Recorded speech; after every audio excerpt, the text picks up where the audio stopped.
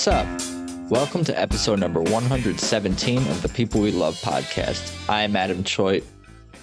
If you're new here, what I do is interview people from all walks of life, most often comedians and other artists, about their lives and careers. It's casual conversation, but I also ask everyone to highlight the people they love, who they admire, who influenced them, inspired them, and or supported them. And as you can see, if you're watching this on YouTube, I am on video, and I'm going to be releasing video full time for every single episode of this podcast moving forward. And yes, I do have some notes and text in front of me, so I am reading as I get used to doing these intros and outros on video. So please bear with me. Special thanks to my new friend Lee Nason, a podcast producer who helped me get set up here. Check him out at Polar Star Podcasts. That's at Polar Star Podcasts, plural, on Instagram, and polarstarpodcasts.com. And more on him in a minute. Besides a new light and some gear, I hope you guys like the new living room setup here. My little home studio. I got my Tedeschi Trucks Band set lists up there, and some albums over there, and knickknacks and family heirlooms. And this is exciting. It's a little bit nerve-wracking for sure. And but what's most important, I just want to up the quality of the content that I release. And of course, I myself am the consistent element of this show from week to week. So showing my face on camera is probably a good thing for the show, for the podcast. And I appreciate podcasters and streamers and content creators who put themselves out there on video, and figured I should be doing it as well. But for more about this podcast, please check out peoplewelovepodcast.com. That's peoplewelovepodcast.com. And the Instagram handle is at peoplewelovepodcast. And you can find me on Instagram as well at Adam Choit, my name. It's the same on Twitter at Adam Choit. And please remember to tap subscribe or follow on whatever platform you listen to podcasts on. And of course, subscribe on YouTube, please, if you're not doing so already. And of course, as well, positive reviews on iTunes, Apple Podcasts are greatly appreciated. But before getting into today's episode, I also wanted to mention my other podcast, Tedeschi Trucks Podcast, all about Derek Trucks and Susan Tedeschi and their 12-piece rock, soul, blues band. It's so much more than that as well. They put out 4 studio albums, and they're the best live band out there. And I have a podcast. I host a podcast all about them. It's at Tedeschi Trucks, no spaces, on Instagram, and Tedeschi Trucks Podcast with spaces on YouTube. Please subscribe on Apple Podcasts, Spotify, Stitcher, or via whichever way you listen to your podcasts. Let's get into it. So today's guest is podcast producer and sound guru in general, Lee Nason, a person who's already helped me out a ton. Growing up in Massachusetts and spending time in Portland, Maine, this well-rounded guy has been a musician and a lifeguard. From orchestra to pop punk bands, we cover a lot, including the big influence the Warped Tour had on him back in the day. But throughout Lee's journey, Mom has always been there, whether it was supporting his swimming or all of his creative endeavors over the years. Let's just get started. Here's Lee Nason. Okay, so it's good to see you today, Lee Nason. Thank you for joining me on Zoom here for the first ever video podcast of People We Love. I'm excited to be here. Oh, thank you so much. I appreciate you for taking the time, and well, we'll get into, because you've actually helped me bring this to fruition. But like, how are you doing, first of all? Oh, I'm good. I'm new to LA. I just moved to LA from the East Coast. I'm from Boston, and then I was just in Portland, Maine for a few years.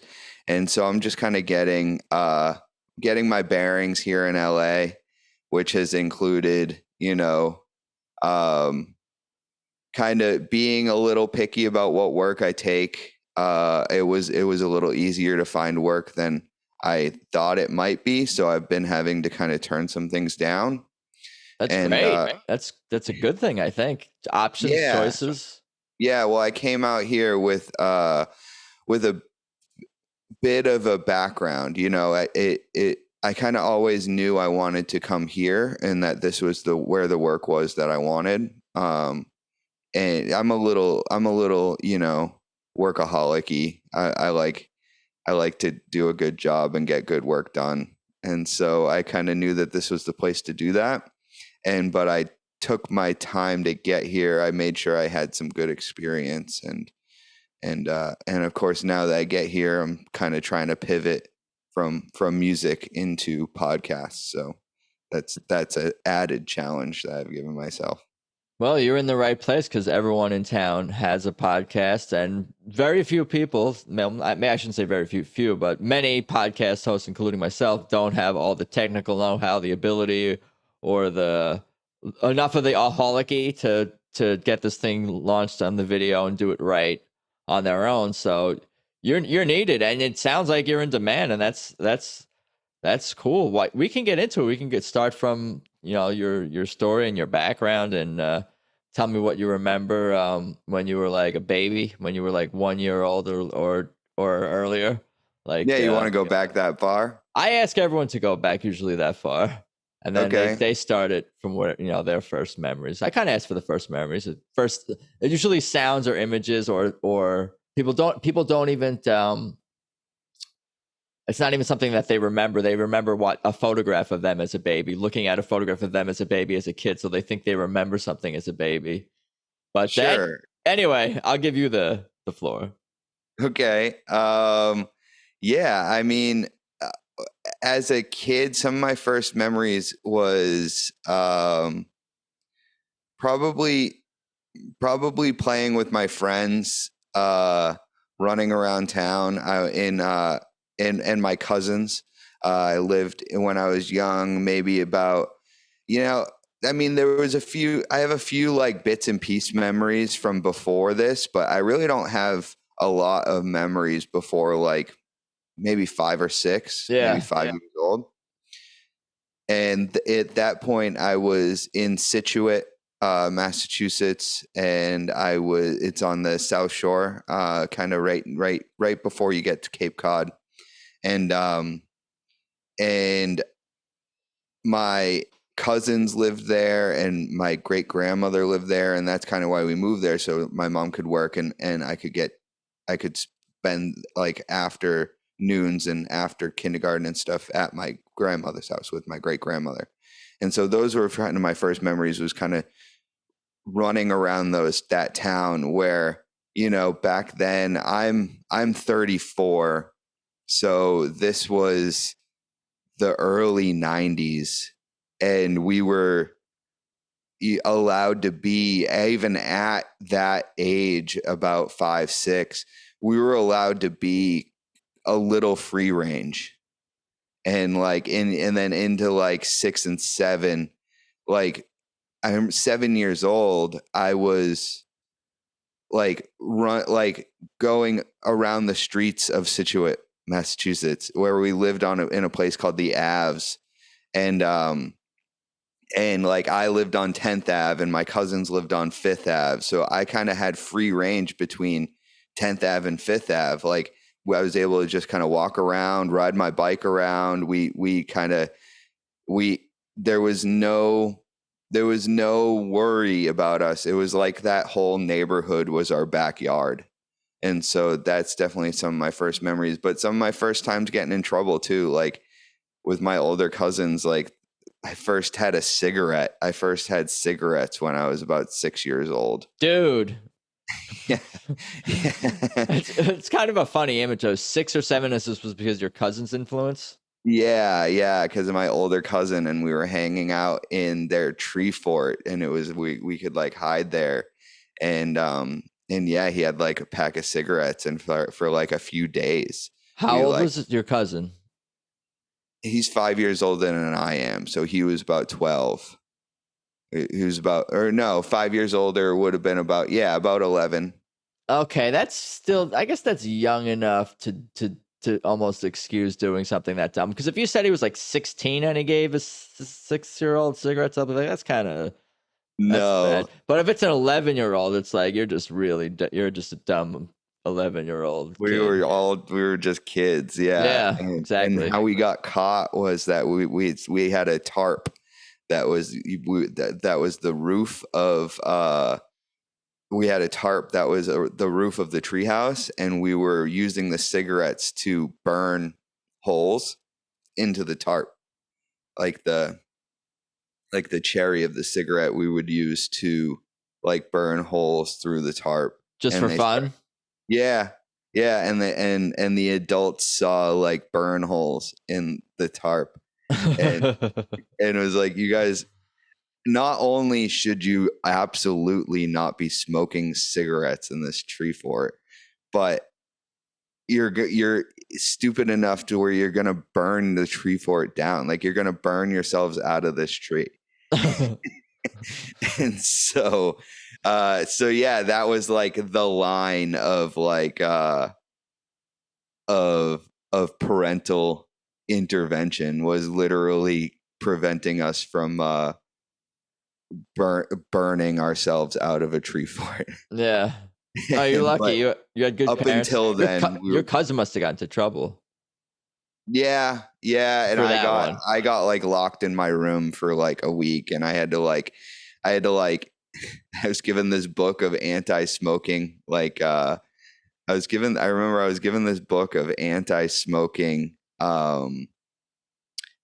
like posters that kids had made in school, and it was like, the beginning of like the Dare era, and the beginning of like all this like material to Yeah. get kids not to smoke or use drugs or anything like that. So Yeah, like it doesn't work. it didn't So I've work. heard.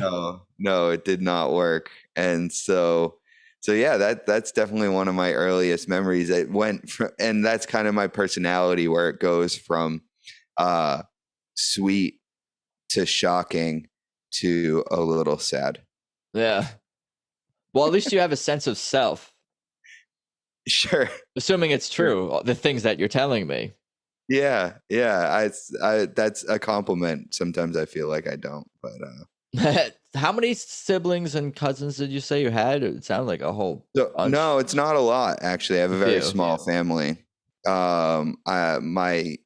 My I have one sister. I have one immediate sister who's 5 years younger than me, Angela, and then um, I have two cousins who are 3 and 5 years older than me, and that's pretty much it for like children I grew up with. And then I moved away from Situate when I was 8 years old, and that was pretty much it for family, like kids in my family. Other than that, it's like all uh middle-aged and elderly. Yeah. I was never really around that many kids when I was young. Interesting. Well, tell me more about like elementary school, and I guess you can start at this new school in this new town, and tell me kind of like what kind of kid you were like, and what you were into those times. Well, so I kind of started to settle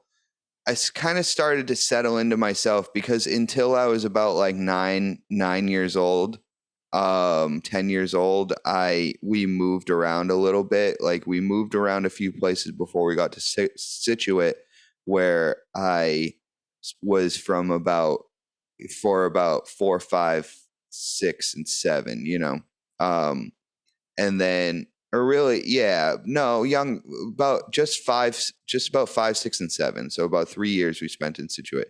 And then after that, we spent a year living in like the middle of nowhere, New Hampshire, where my mom took a nannying job, and we lived with her employer.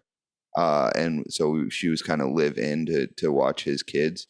And then after that, we moved to Wilmington, Massachusetts, and that's kind of where I was raised from about 9 years old on.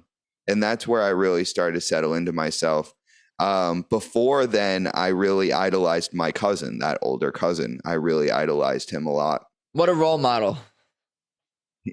Yeah, and I mean, Sans now that I'm sans the smoking incident. now I'm in recovery, so it was good.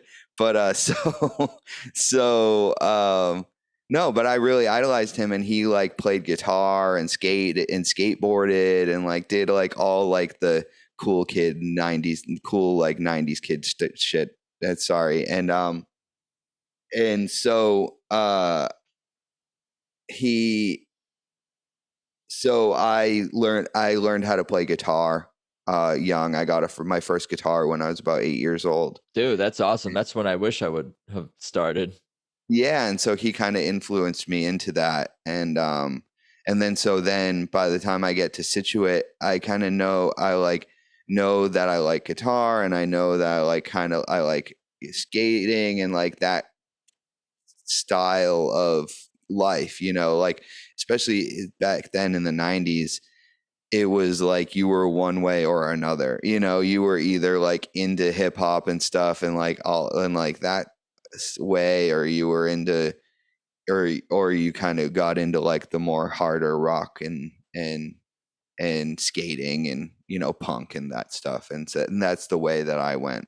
And then I remember the first time somebody played Green Day's album Dookie for me, like a friend that his sister had given it to him, and that was like, whoa, what am I listening to? And then I remember the first time hearing Blink 182. I was a Boy Scout too, so uh, these doesn't really sound like Boy Scout activities, but I was a Boy Scout, and which my cousins were as well. My cousins were Boy Scouts, and my aunt was like their troop leader, and yeah, my mom did a little bit of that too. But my mom was always really supportive into any kind of troublemaking activities I pursued. These are all enriching, except for maybe, I mean, of course, I guess the skateboarding is too, but it's risky. You're referring to skateboarding. Skateboarding and punk music, and then Yeah, as I got older in Wilmington, like the first band I really like was a fan of was like Limp Bizkit. That was the first band that I was like, this is cool. Like these guys are cool. And then after that, I turned more into like Blink 182 and Green Day and like the SoCal pop punk thing and like No Effects and Pennywise and Bad Religion and the whole like that whole SoCal pop punk wave, that like Warped Tour vibe. And I really fell into that hard and started like dyeing my hair and wearing spikes and stuff, and doing like the punk rock thing. And my mom was always really supportive the whole time of that's cool. these individualist activities. Did she ever say, "Oh, this is"? Did she ever think that those were like phases that you were gonna grow out of, or like, or anything like that? It was always like, it was Oh, always that encouraging. yeah, she just knew that saying no was worse than saying yes. Yeah, You know, yeah, saying no would make me want to do things more. yeah. My parents should have taken this attitude more that your mom is taking in this situation. Yeah. And they're cool. They're Now, cool. how was your parents? They were protective? No, they didn't. Oh, I was a second child, so I feel like, um, they didn't care as much as what I do. I'm not as precious, so it's like, oh, whatever, he's gonna do whatever. Oh They got mad yeah. when I did stupid things, though. That's true, but it's a different vibe because They, you said your sister was younger. yeah, yeah. I got you. Yeah, Yeah, my sister was that. I know my sister was definitely I mean, it's come up, but she was definitely the second on in mind. I was always kind of I was always more paid attention to. just the first something about the first child, I guess. And I mean, I'm speaking very generally, and of course, parents will love their kids no matter what, a lot, no matter what order they come out of. But there's definitely something to that where the first child is like, I don't know, Yeah. more valued, not valued, but I'm saying all the wrong things right now, but that's okay. I'm using all the wrong. No, you're Going at this. fine. No, I think you're right. I think you're saying the right thing. The older child is more paid attention to. The older Yeah. child is like is everything's new with the first child. It's a novel experience. And Dude, then with second kids, it's like, oh yeah, we've been through this. dude, I don't mind. I'll fly under the radar. That is like perfectly fine with me. Yeah, it's like a rerun. Yeah, exactly. Why don't we get back on the timeline a little bit, and you could tell me, I guess, either about middle school or high school, and where you.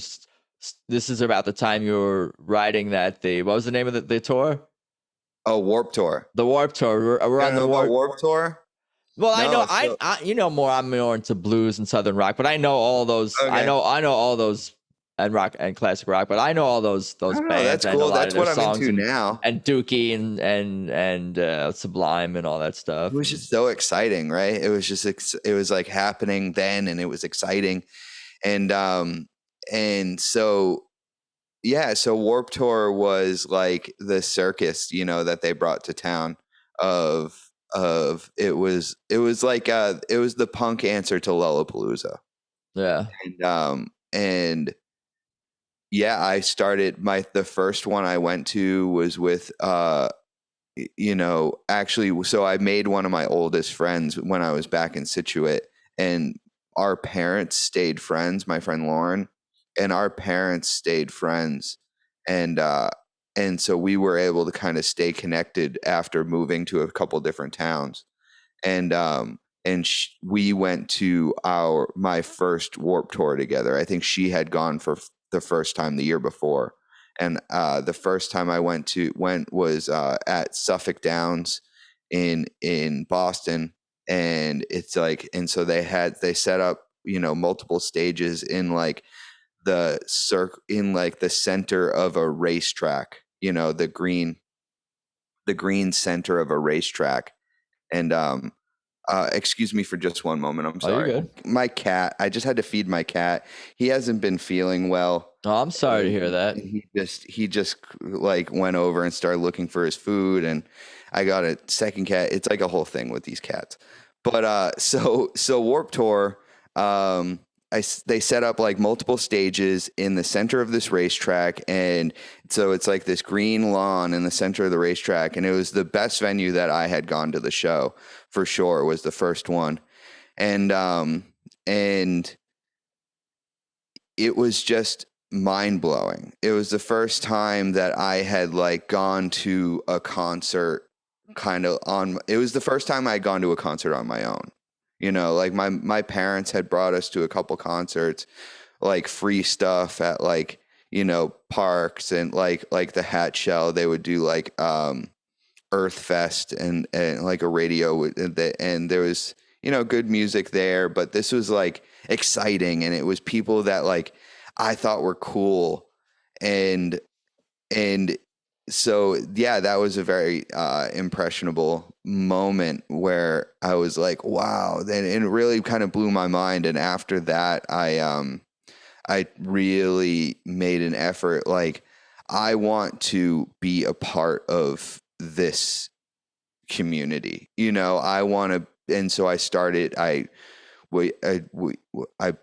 tried to start bands and play music, and play like that kind of music, and like I was like, because the dream was like, I want to get on Warp Tour, and I want to travel city to city with like this circus, and that's exactly what it was. Like I wanted to bring the circus to town. You were inspired by this the Warp Tour and all the bands and the music and it sounds like you were connecting with a lot of people and you just wanted to be a part of it. Yeah, just young, and ready to be a part of something. I was at that point, I think I was about 15 years old. And so I was maybe even younger. I think I was about like 13. And yeah, I'm trying to do like the math in my head, but I think I think maybe I had to have been at least about 14 or 15 actually. But yeah, so it was yeah, and a very exciting time. And bands like, that's when I found out about a band called Alkaline Trio, and I became a huge fan of theirs. Saw them there, and then I got like the DVD to that year of Warped Tour, and I would wake up before school and watch like Alkaline Trio's portion of it. Like I would wake up early and like put the DVD in and watch Alkaline Trio's for like chapter of this DVD. Like it was just so exciting. Their music was very exciting to me. That's awesome. What about you playing guitar? Like, because you said you started young. Do you remember it like being challenging? How did you learn? Did you play by ear? Because I try to play a little bit too, and like I'm always curious about people's like guitar journey a little bit, and like the Sure. challenges, the frustrations, the triumphs. Yeah. So uh when I first picked it up, my cousin was trying to teach me a little bit, and then I kind of had a few other adults like give me like little pointers and show me different riffs. I know like my this um neighbor that actually became my friend Lauren's stepfather. He showed me "Come as You Are" by Nirvana. That beginning riff, that doon doon Yeah, that's doon. like the first thing I learned on guitar, basically. Also, Yeah, the yeah. riff to that. So I learned little riffs and things and chords and strumming and stuff from adults in my life, and then my mom got me a guitar teacher, and he showed me, how to strum chords and how to change chords and a few different chords to change to. He basically showed me how to play within like the G scale, and I learned how to play and sing from him. So I learned how to. I remember the first like song I learned how to play was uh,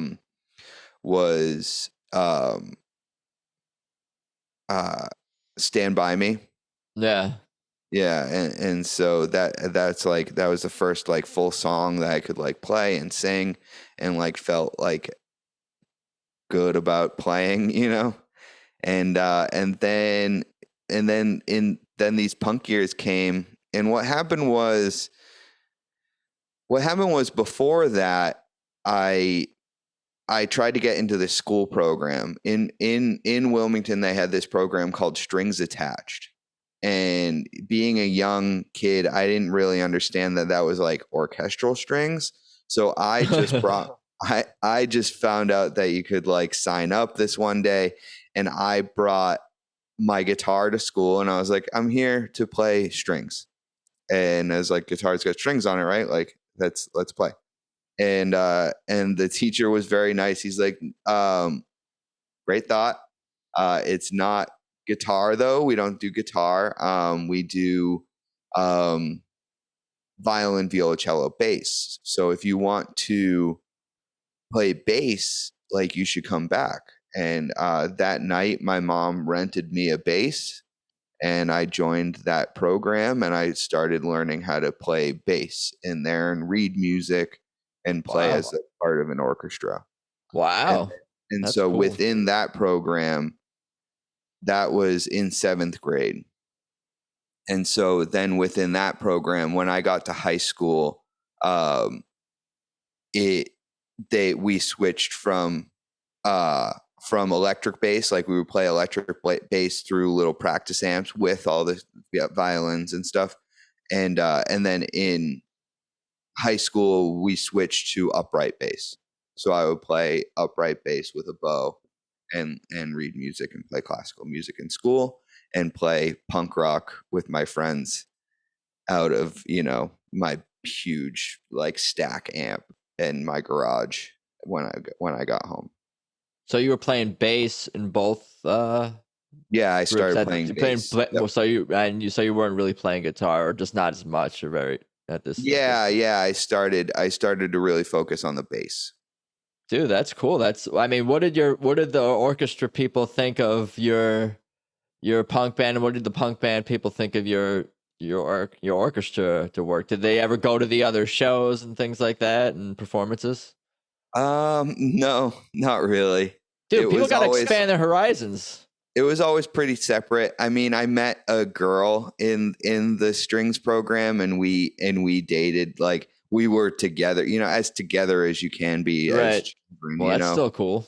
But yeah, as a teenager, so um, we like stayed together kind of all through as a teenager, and so we met in that program. So I I developed a group of friends that was more on the punk rock side of things. And so, like, that was definitely more my social life, was kind of outside of school in like the punk rock scene and style, and going to VFW shows, and then started like smoking pot after school, and like that whole, trajectory where the orchestra stuff was something to do in school, and it was fun. But we traveled, and we, as a part of the program, we traveled. We did this competition in Lake George, New York, and then we travel in high school. We traveled to Ireland. We did a week in Whoa. Ireland, and played like around the country, and did a little tour of Ireland, Dude, playing in churches. And then in my senior year, we did the same thing in Italy. damn.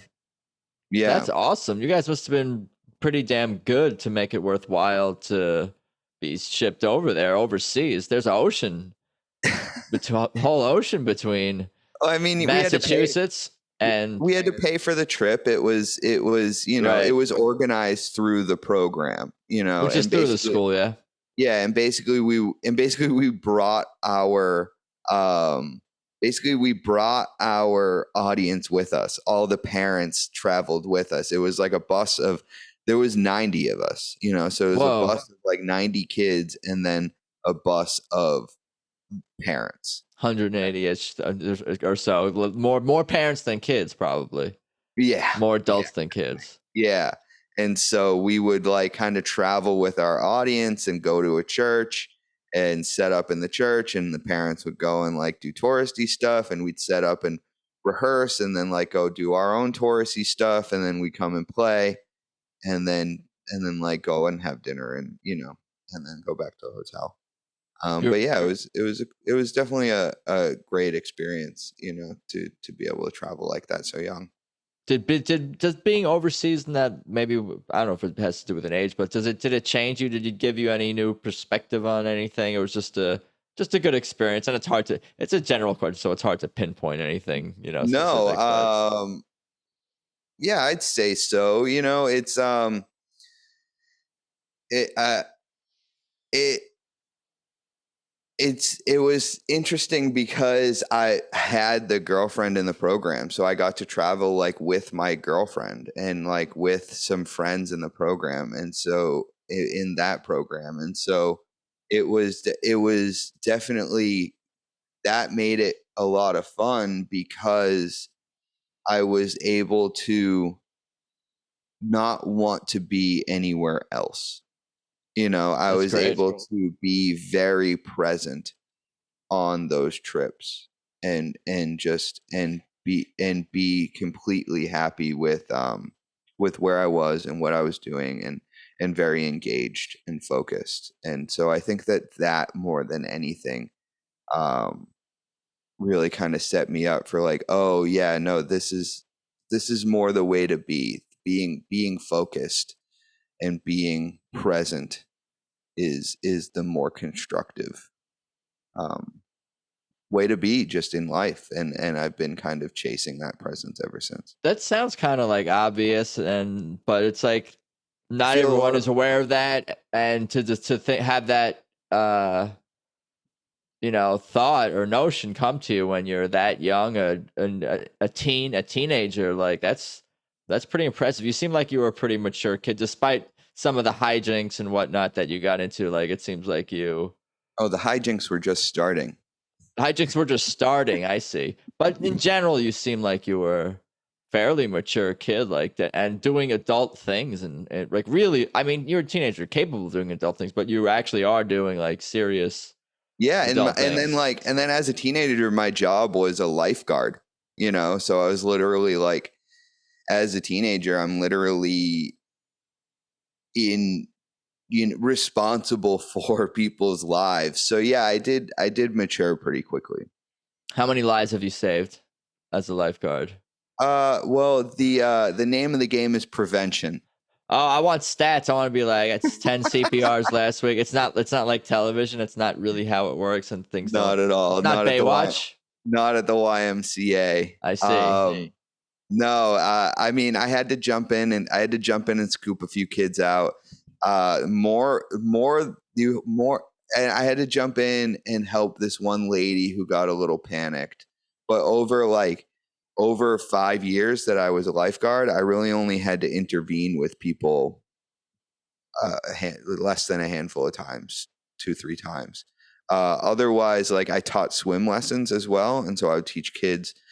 And then, like through the time that I was there, you start off teaching like 3-year-olds, how to like kick their feet and blow bubbles, get their face wet.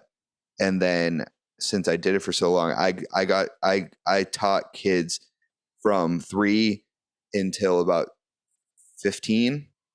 And then after 15, if they still want to continue at like 12, if they really want to continue swimming, they get into like a swim club and do like meets and do racing and all that stuff. But then, and then there's adult swim lessons. So as, an 18-year-old, I started teaching adults how to swim as well. Damn, that sounds like a fulfilling gig. Actually, helping people and I ensuring their was very safety high. I was very stoned the whole time. But that doesn't mean you're gonna forget what to do. You're gonna like be like watching Yeah, no, but something as like a shithead little teenager, I took all the lifeguard tests stoned. Like was very into smoking weed at about 14 years old. So like this whole time, and then I started lifeguarding at 15. So this whole time I'm very into punk rock, I'm very into smoking weed, and then I'm working as a lifeguard. And so like I've always had like these like separate but equal things, like with the orchestra, it was like very clean and wholesome, and like, but I kept it very separate from my life. And then like this lifeguarding, it was like compartmentalized. There's different parts, there's different aspects of you, and you're aware of them, and they're conscious choices that you've sort of made. You wanted to be a lifeguard, you wanted to smoke weed, you wanted to be into punk music or whatever. Yeah, You're aware of all these choices, it seems like. Yeah, but it was definitely. I get this cat here. I'm gonna interview the cat next. Yeah. This is a toy. Yeah. So I I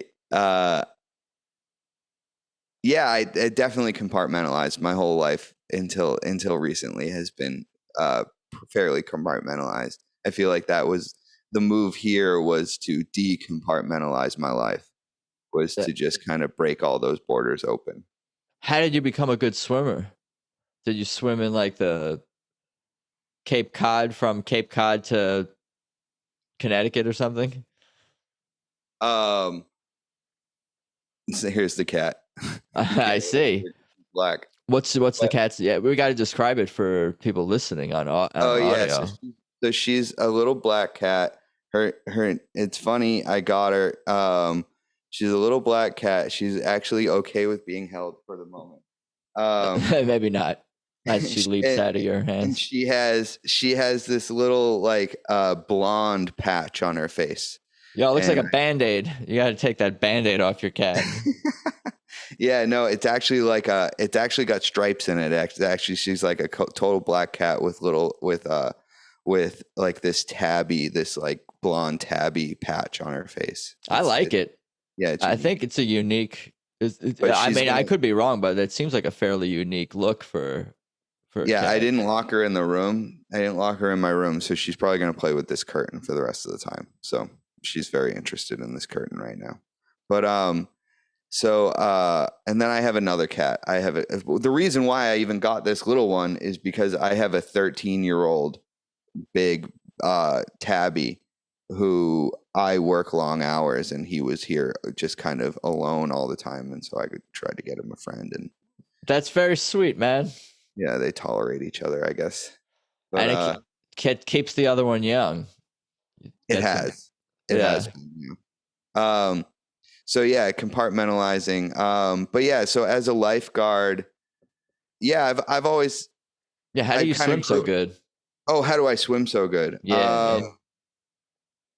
Yeah, it was just kind of one of those things that my mom pushed, and it was one of those, like, I just remember when I was young and being at the beach all the time. And so I was just at the beach. My mom loves the beach, and so we would be at the beach all day, and we'd go to the beach like early in the morning, 8, 9 in the morning, and stay until sunset and just be in the water the whole time. And and so yeah, I was just in the water young, and then my mom kind of fostered that interest of me being in the water, and got me kind of these more advanced swim lessons with this woman in a pool. And she, like, we would go in the pool, and I've talked to somebody about this recently, and I didn't really realize it was odd, but this woman had like a jungle gym, like an underwater jungle gym, where it was like this like climbing apparatus, but it was underwater. And so she would like throw things and like have rings and stuff that she'd like that would sink to the bottom, and we'd like have to swim through this like jungle gym under the water, and so like it like improved our agility in the water. And it was just something fun to do while we were in between, like actually like learning strokes. And then if it was raining, we still showed up for lessons, and would watch tape of swimming. We would watch technique videos.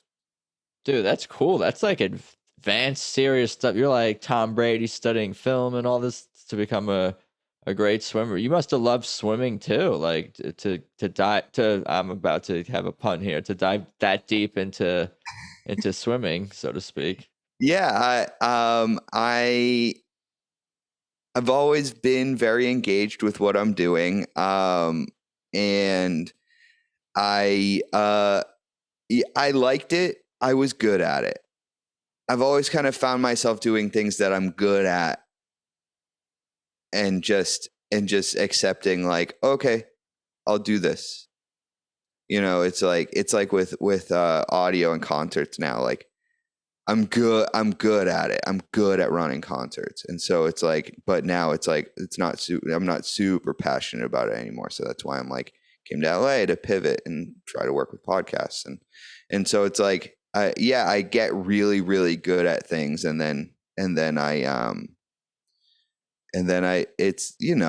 not challenging anymore. Right.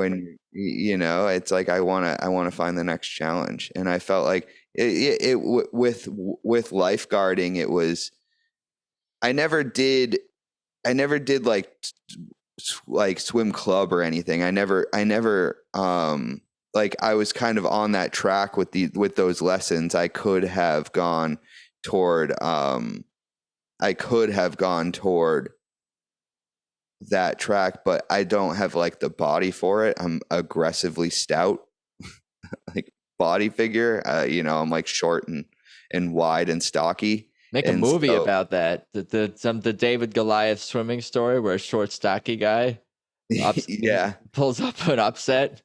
Yeah, no, and I just didn't have the yeah, I wasn't never fast, but I was a good swimmer.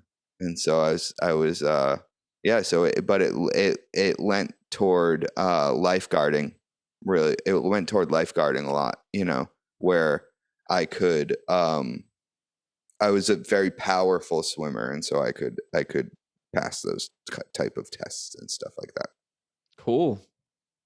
It's already been quite an interesting journey, like so far. What about after high school? What were your plans, dreams, hopes, directions, college, working? Where do we go from Oh, there? yeah. So in high school, I was really pushed toward college. My mom really valued education, and so I was pushed toward deciding what I wanted to do and how I wanted to do it. And I thought that I wanted to teach music, and so I was looking at kind of music schools, and then I found this college. I was I kind of I started seeing this girl. Me and that original relationship got rocky toward the end of high school. No surprise, being so young and nothing lasts that long.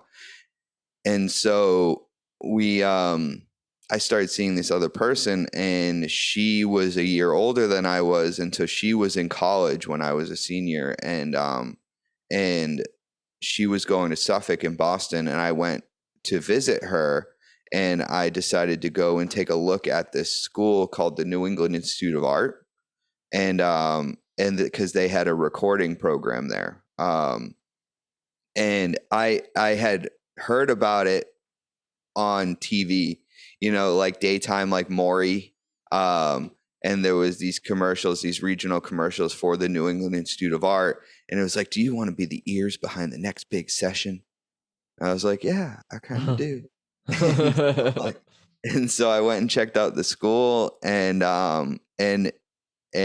fell in love with it. And they had like multiple recording studios. They had, it was just a cool place to be. And I got early accepted and started college the month after I graduated high school. I just started college and started in the summer semester, and yeah, and then moved to Boston, and that's where I really started, like I had partied, we had partied a lot in high school. Like we kind of were those guys that, like, if there was an empty that group of that if there was an empty house for the weekend, or we partied there. Or like there's one house where like my my friend's mom was a little more tolerant of us, doing what we wanted to do, drinking and smoking.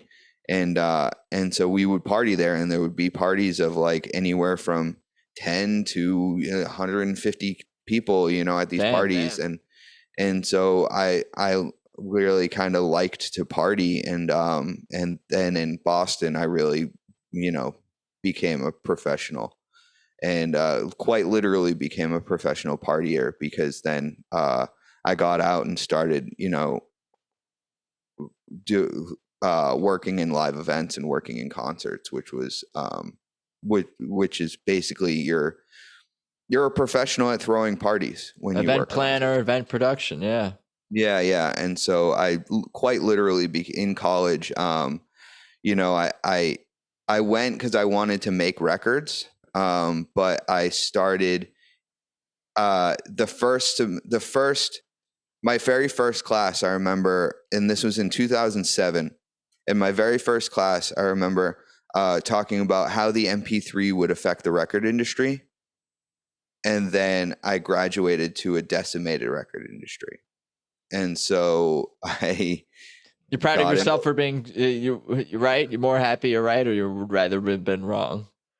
No, I mean, I wanted to make records, and I wanted to work with musicians and help them produce. And I still wish I could have done that. I love working with people one on one, and getting and coaxing good performance, or creating comfortable space to help people express themselves. I still think that I I got a little I got a little sidetracked by the industry getting into live. I definitely focused more on the party than the work.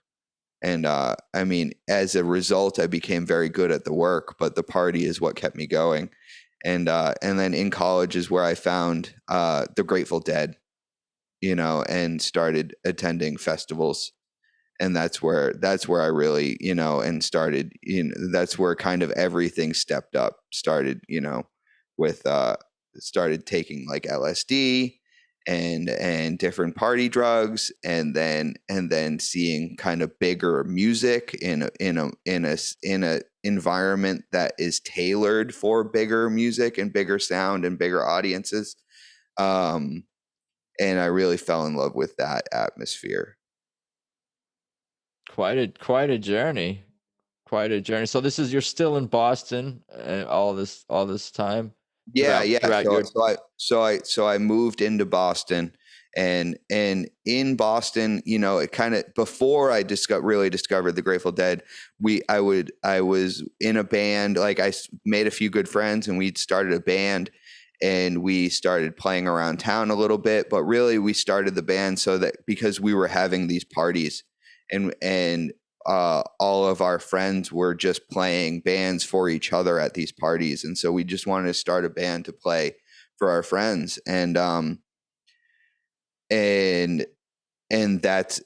where, the partying was the goal, and the music, just goes hand in hand with the party. And that was, and we did that, and we became part of this. So before I found the Grateful Dead, we became, with our party scene in Boston, became this kind of notorious thing where, kind of as we were starting to age out of it, a task force was formed to bust these parties that were being thrown, these illegal house shows, where, like, we would start throwing parties, and it was like, 30 of our friends, from school, and then one group would moved into and then we all kind of moved into houses, like, instead of like apartments, that we kind of get away with, like, just throwing parties, not really having bands, but, like, playing beer pong and, like, playing music and having a good time. And then we moved into these houses where we could have the bands play there and in the houses. And there was a few different, like, houses that kind of we rotated between. And it went from small, kind of just for us and our friends, maybe 50, and then it changed into like this one house on Hooker Street in Alston, like a year after, like toward the end of my friend's lease.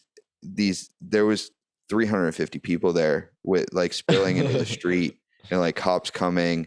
And yeah, this like task force was formed in Alston to to bust these house parties.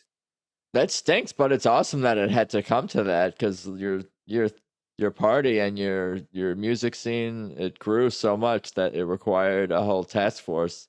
That's Yeah, awesome. and at the same time, there was like, we had some support from a friend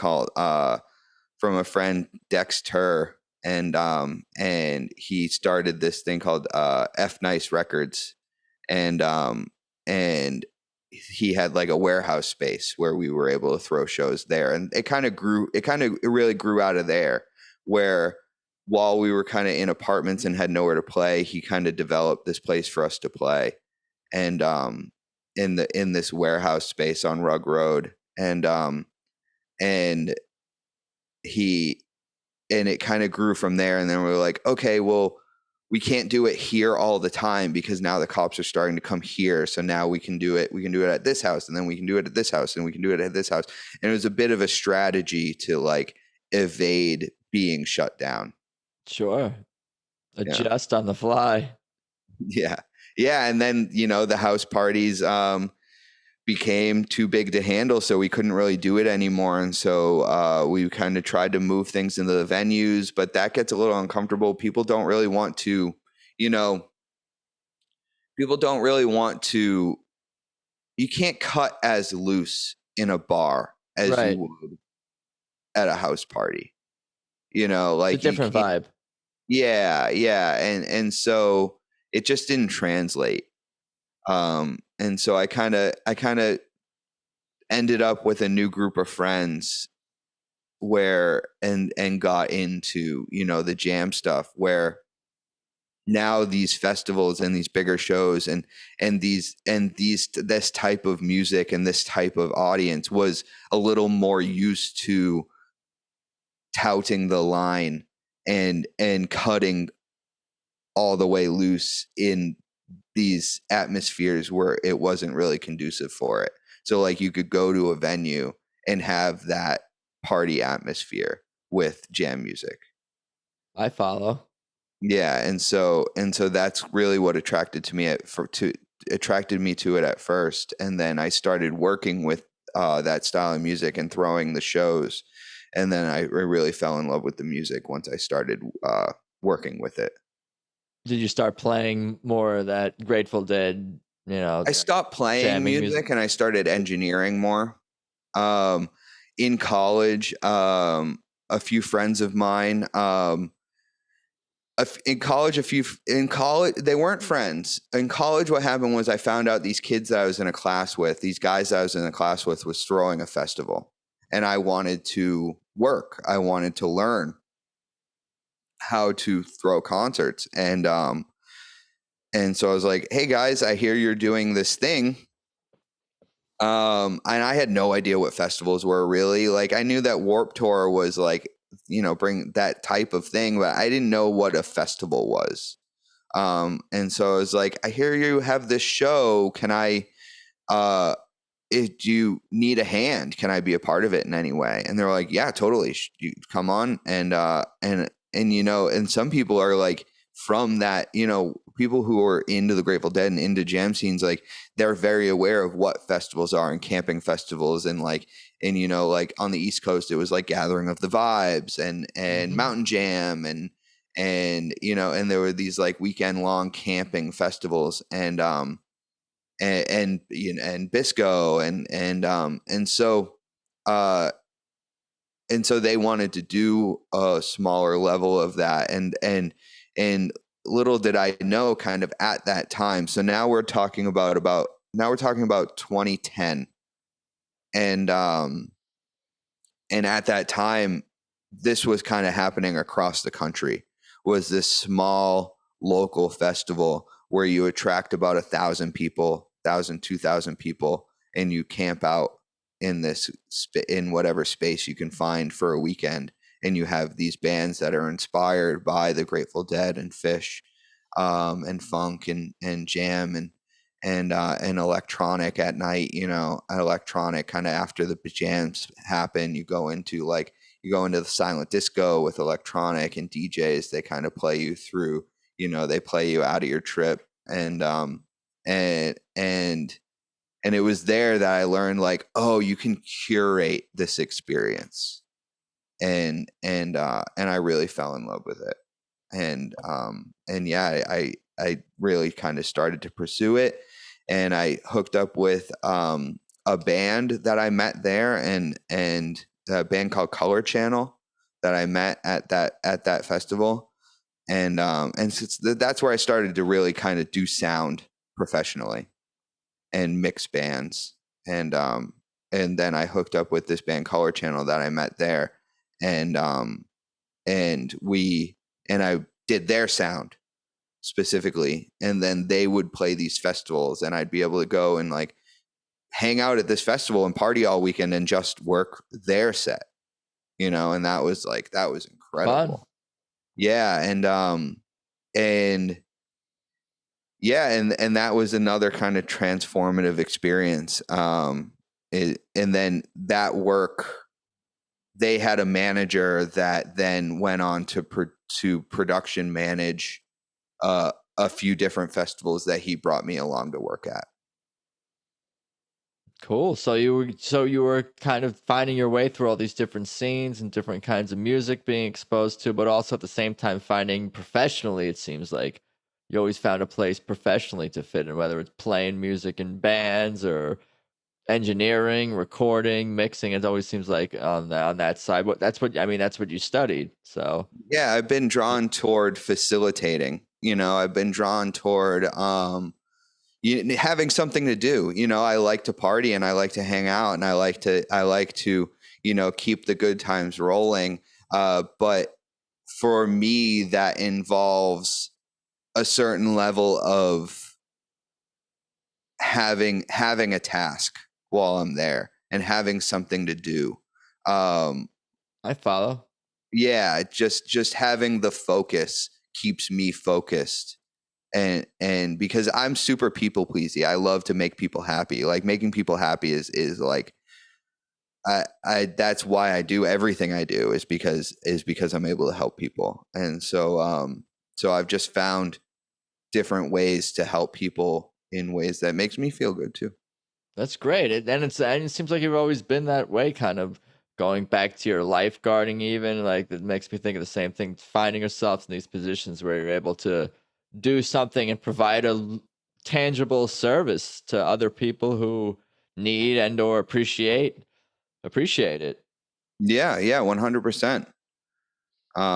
Yeah, it's been a fun ride. I've never really broken it down like this. I've never been on the other end of the interview. I had a, I had a show where I had a show that was a format a little like this where I would kind of walk people through their story, and I've never done it myself. It's been a lot of fun. Oh, I appreciate that. I'm glad to hear. Why don't you catch me up kind of like on the timeline where kind of where we are with the Yeah, let's engineering get to the recording and then yeah, can let's you get bring to me the up to the present. present? Sure. Yeah, let's so um from from that kind of festival experience, I was able to translate that into working for a music venue. And I moved from Boston became, Boston is a student city, and it became gentrified quickly, and it became so, but not it's a weird place because what happened was I became kind of priced out of Boston because landlords got hip to the fact that they could keep upping the price and keep up with gentrification because kids were paying with their loans, and you could put any number you wanted on paper. It didn't matter. Kids were taking out the loan to pay it anyway. And so once you get out of college, it's kind of it's not sustainable to live there.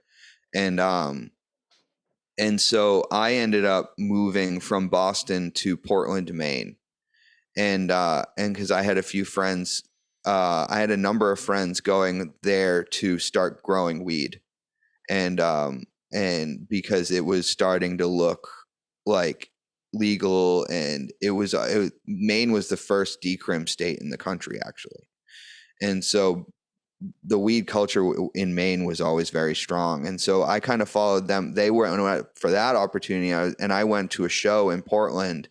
I went to see Start Making Sense, which is a Talking Heads tribute, and I fell in love with that city, and I could just smell the growth and the potential there. Was And it the weed that you were smelling? yeah, I mean, where there's growth, where there's some type of growth, it Yeah. fosters It's growing.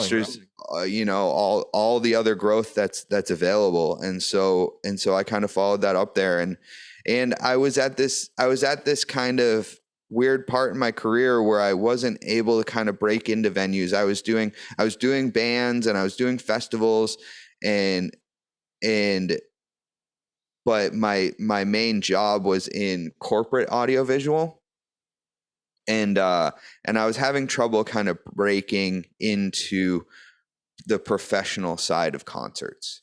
And that's kind of where I wanted to be at the time. So I thought, hey, I'll go to this kind of smaller market, smaller town, and I'll be able to use the skills that I have to kind of break into that industry. And I did, and it worked. And so I started working for a music venue that they had just built. There was a venue there in the late '90s called the Asylum, and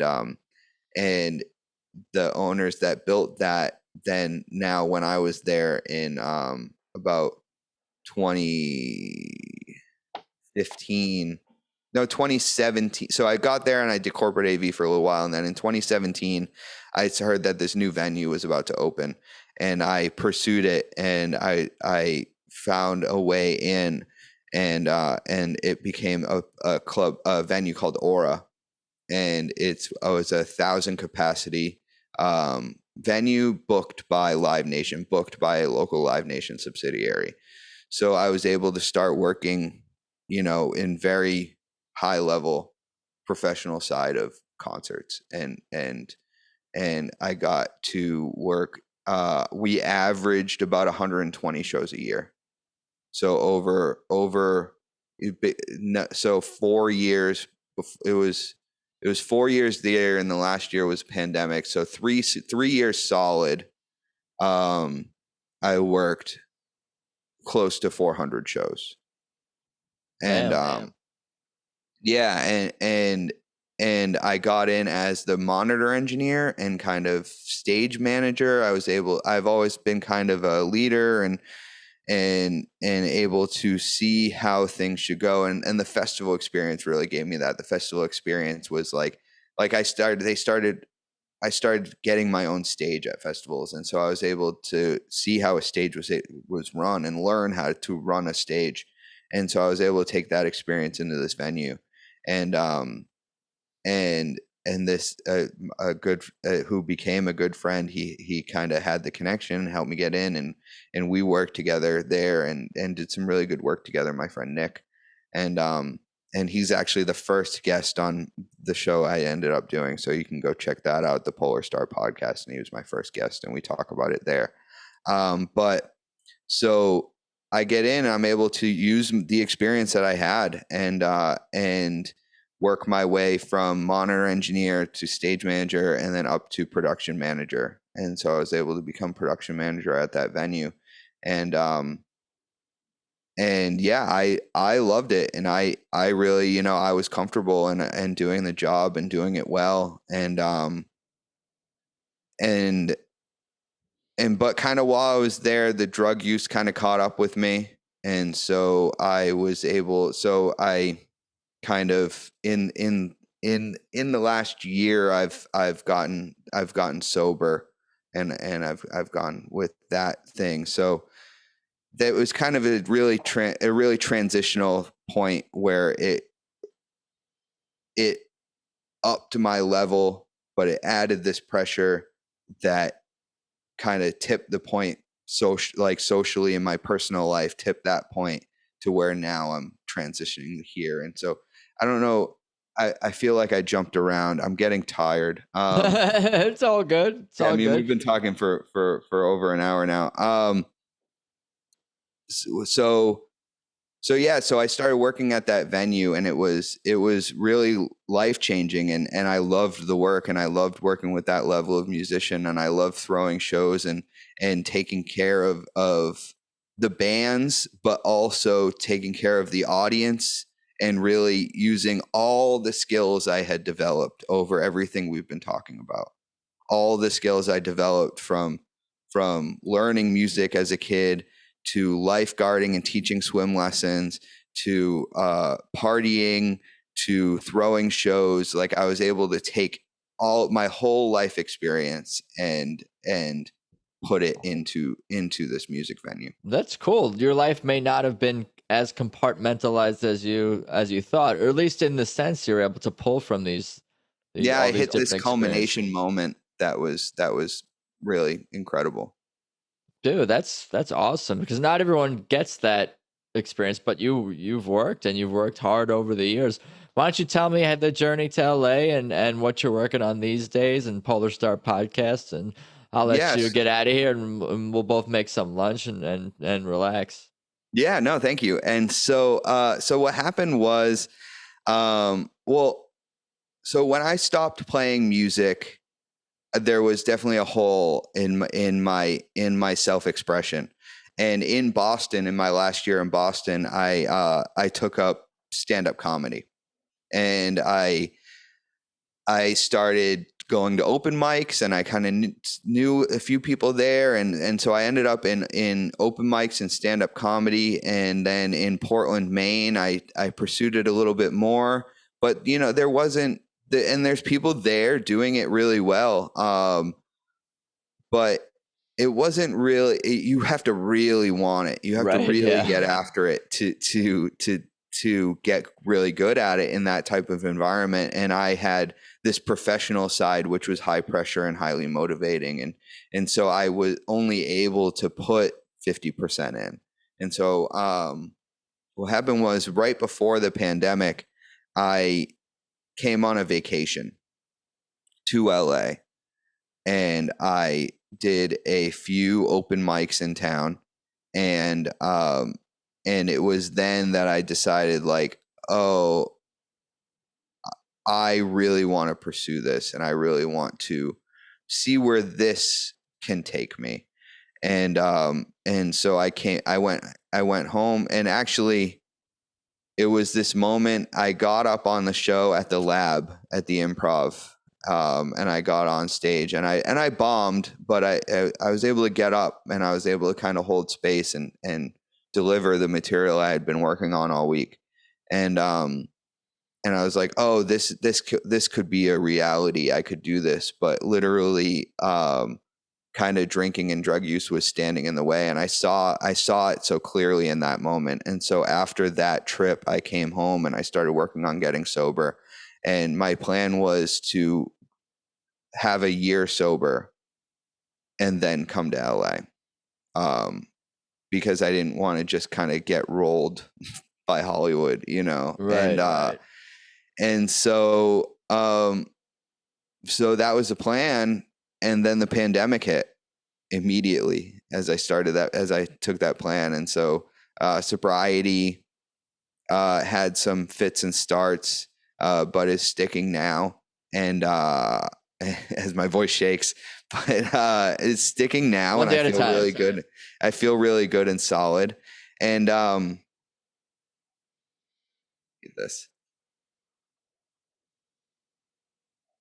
It's and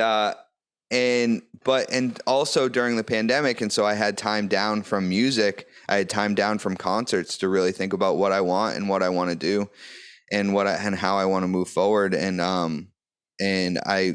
I've always been really into podcasts, and I got really, like, how I got into stand-up comedy was I was listening to Mark Maron, and I was listening to WTF and all those early conversations that he was having with stand-up comics.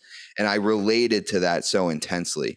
The trauma it takes, and the need to entertain, and just the drive that I felt like I shared that drive.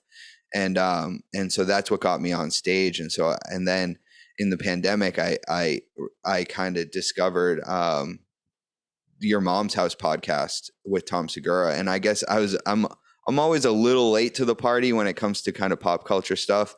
But so I know he's been doing it for years, but I mean, what he's doing with his show now, what they're doing with the show over now, him, his wife, his whole production crew over at Studio Jeans. And that was so inspiring to me. And I was like, that's what I want to do. I know how to do that. I can make that happen. And so I reverse engineered his studio, and I built my own studio in Portland, Maine. And I got some money. I got some money from family and a friend, and built a studio in Portland, Maine. And I was like, and so I came up with an idea to make it work there, where I wanted to develop local content for a local facing audience, and work with local talent to create this network of shows.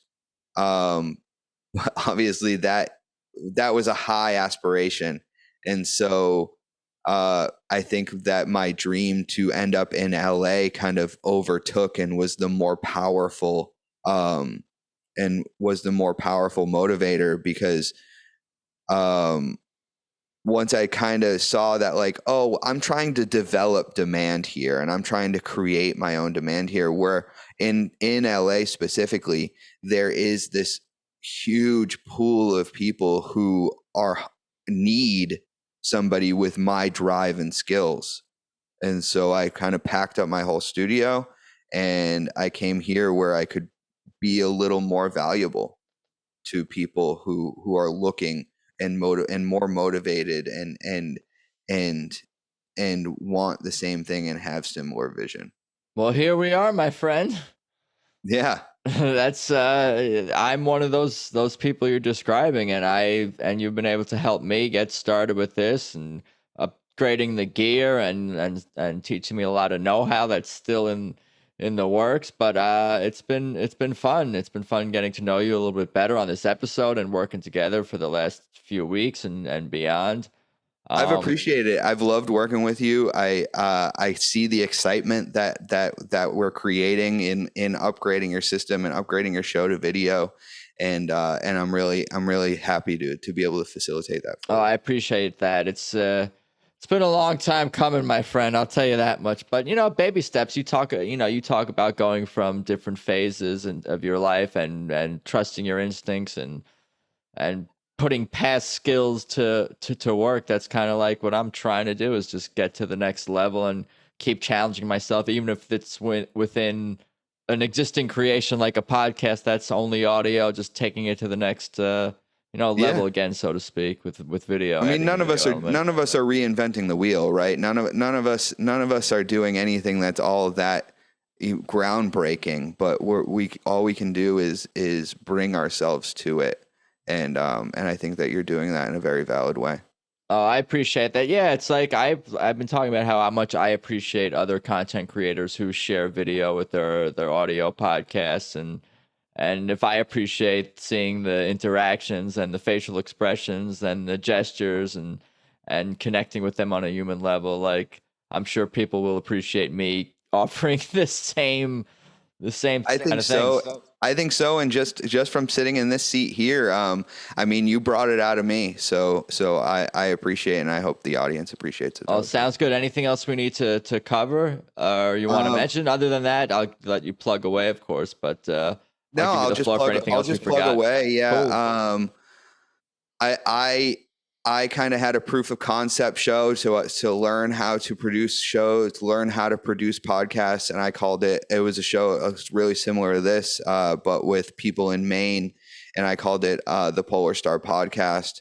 And my company, my podcast production and management company is Polar Star Podcasts, and and you can go to polarstarpodcasts.com. That's plural, Polar Star Podcasts. It's a little hard to say. Um, .com, and you can contact me through there if you want any help with your show. Cool. Anything else you want to plug? People find and follow you. Just check out Polar Star Podcast and we're good to go. Check out Polar Star Podcasts, and if you want to follow me personally on Instagram, it's _Lee Nason, and that's Lee N as in Nancy, ASON. Cool. Again, I appreciate your time and all the help and the stories. I'm pretty inspired. I got to work harder, man. You were working hard when you were 15 years old playing guitar and you're 6 years old. I was not doing anything nearly as productive as you were doing earlier in your life, but it's inspiring to hear. And I'll let you Oh, get on the rest. I'm tired, man. It's starting to catch up with me. Yeah, we need to eat lunch. I think we need to get some food in us. But Oh, again, not just in this moment. I mean, in general. in life. Starting so young was it's exhausting. I think it's conserving your. I think there's something to be said about conserving your Dude, energy. I'm just getting started, I think. Yeah, I can see it. I was coasting for a while there, but now we're putting the foot firmly on the gas more so. But Yeah. we'll see how it goes. Yeah, let's get after it. Oh, All you right. got it. Thank you, Adam. I really appreciate it. Oh, you got it. Take care now.